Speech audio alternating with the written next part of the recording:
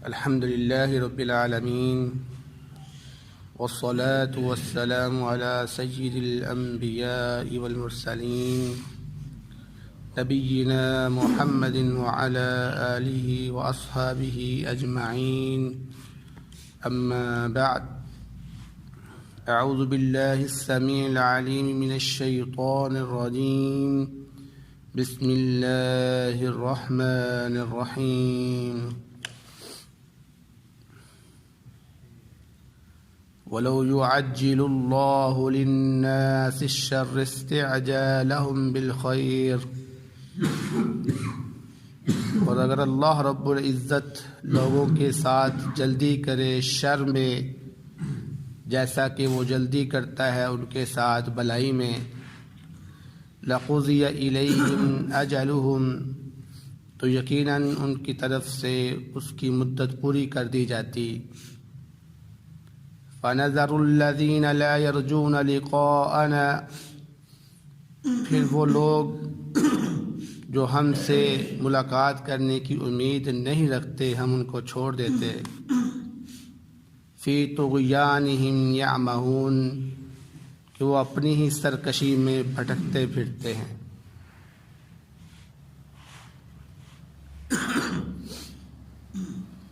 سورۃ یونس کی آیت نمبر 11 آپ کے سامنے تلاوت کی گئی ہے.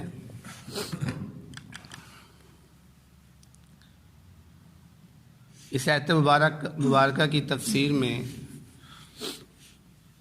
مفسرین نے دو طرح کی تفسیر بیان کی ہے. اس میں سے پہلی تفسیر یہ ہے کہ پہلی امتوں میں جب بھی انبیاء آئے تو وہ اپنی قوم کو، اپنی امتیوں کو اللہ رب العزت کے عذاب سے ڈراتے تھے، اور وہ قوم اپنے نبی کی بات کا انکار کرتے ہوئے یہ کہتے تھے کہ اگر اللہ رب العزت ہمارے اوپر عذاب لے کے آنا چاہتا ہے تو لے آئے، ہم تمہاری بات نہیں ماننے والے. بلکہ بعض جگہ پر تو وہ دعا کرتے تھے کہ اے اللہ اگر یہ دین اسلام حق ہے تو ہم پر پتھروں کی بارش نازل فرما یا ہمیں دردناک عذاب میں مبتلا کر دے. تو اللہ رب العزت نے فرمایا کہ جس طرح یہ لوگ اپنے لیے پسند کرتے ہیں کہ ان کی دعا جو ان کی بھلائی کے لیے ہے وہ جلدی قبول ہو جاتی ہے، اگر اللہ رب العزت ان کی دعا کی طرح ان کی بد دعا کو بھی جلدی قبول کر لے تو پھر تو یہ سارے لوگ ہلاک ہو جائیں. اگر اللہ رب العزت تمہاری بد دعا کو بھی فوراً قبول کر لے جس طرح تمہاری دعا کو قبول کرتا ہے تو دنیا میں کوئی باقی نہ رہے، تمام کے تمام لوگ، یہ قومیں تباہ ہو جاتی. کیونکہ پہلی جتنی بھی قومیں گزری ہیں ہر ایک نے اپنے لیے یہی الفاظ استعمال کی. تو اگر اللہ رب العزت ان کی اس بد دعا کو فوراً قبول کر لیتا تو آج کوئی قوم باقی نہ بچتی. اس لیے فرمایا کہ اللہ رب العزت تمہیں مہلت دیتا ہے، تمہاری بد دعا کو جلدی قبول نہیں کرتا، بلکہ تمہیں مہلت دیتا ہے کہ شاید تم واپس لوٹ آؤ، شاید تمہیں موقع مل جائے سمجھنے کا، اور پھر اس کے بعد تمہاری جو ہے نا وہ اللہ رب العزت پکڑ کر رہے گا. اور دوسری تفسیر اس کی مفسرین یہ بیان کرتے ہیں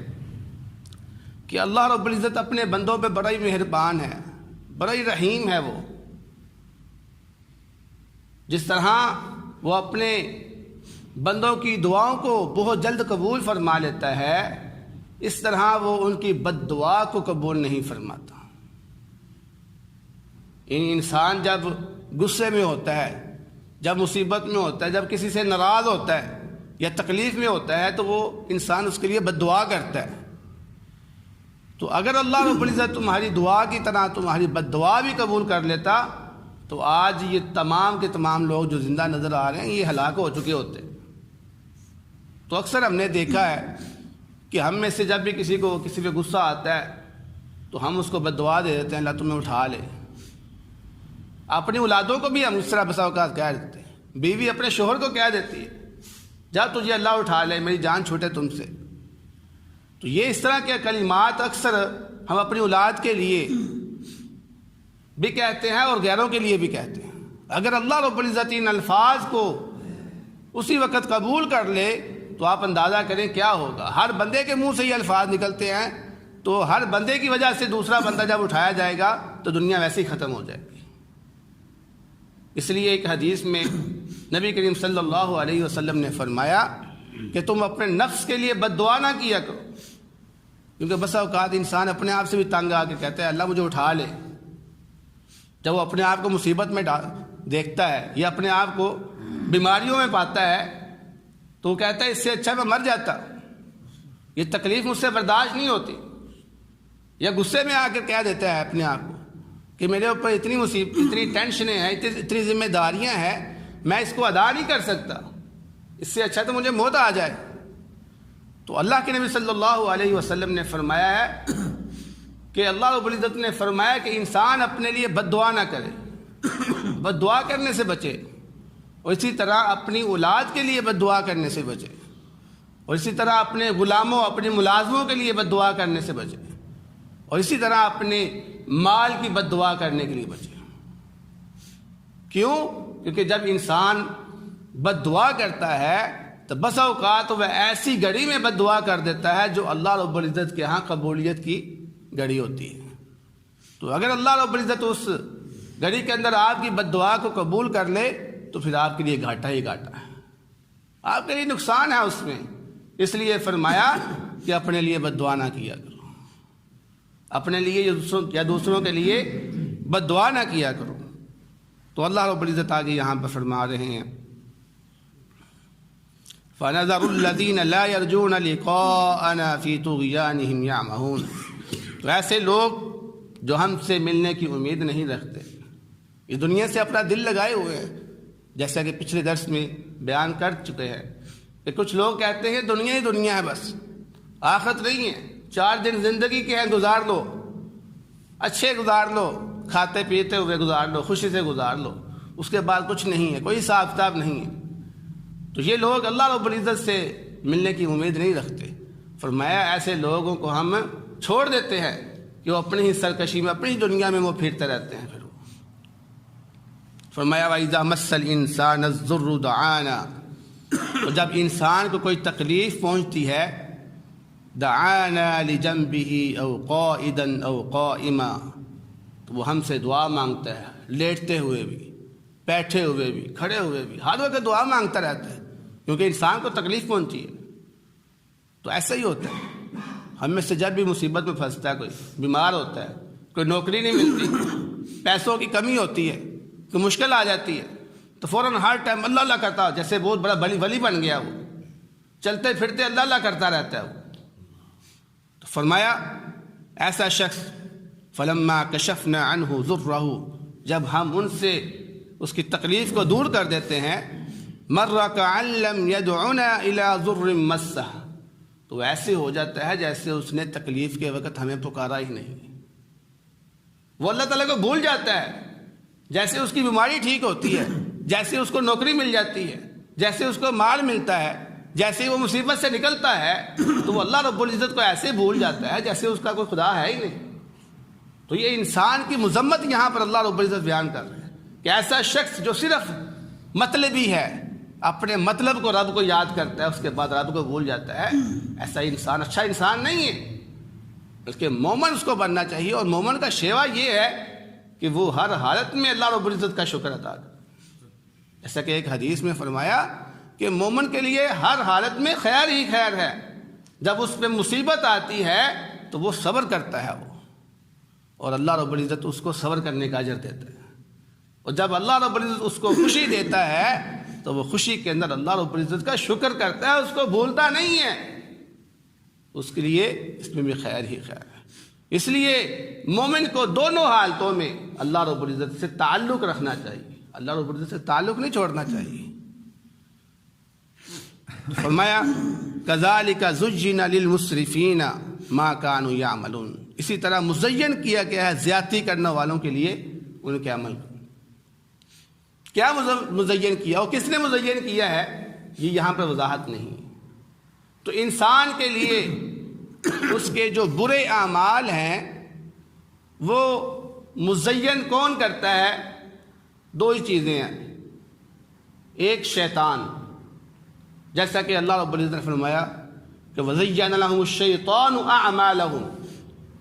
شیطان انسان کے اعمال کو بسا اوقات جو برے ہوتے ہیں ان کو مزین کر کے پیش کرتا ہے تاکہ یہ عمل کرے اور برے کام کرے۔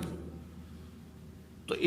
یہ جو شیطان ہے یہ انسان کے برے کاموں کو اچھا بنا کر پیش کرتا ہے کہ نہیں اچھا ہے، کرو اس کو اور کرو۔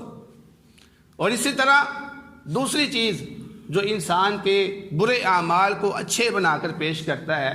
وہ انسان کا اپنا نفس ہے، جیسا کہ اللہ رب العزت نے بیان کیا ان النفس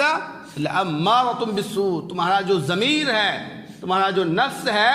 وہ تمہیں برائی کا حکم دیتا ہے۔ تو انسان جب علم سے خالی ہوتا ہے، انسان جب شرعی معلومات سے خالی ہوتا ہے تو پھر وہ اپنی خواہشات کی پیروی کرتا ہے، تو خواہشات یہ برائی کی طرف ہوتی ہے۔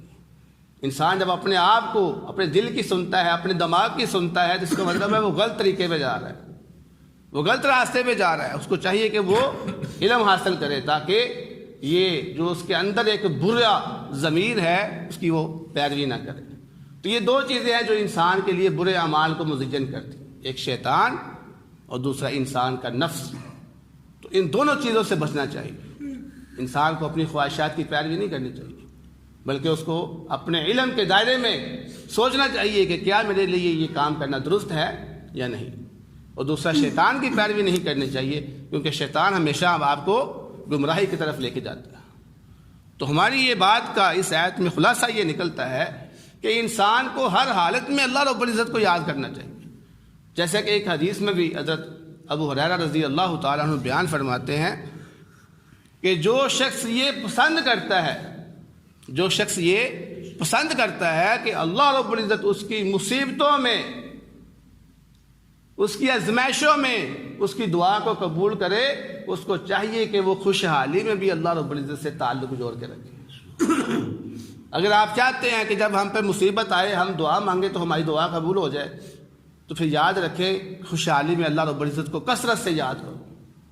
جب تم خوشحالی میں اللہ رب العزت کو کثرت سے یاد کرو گے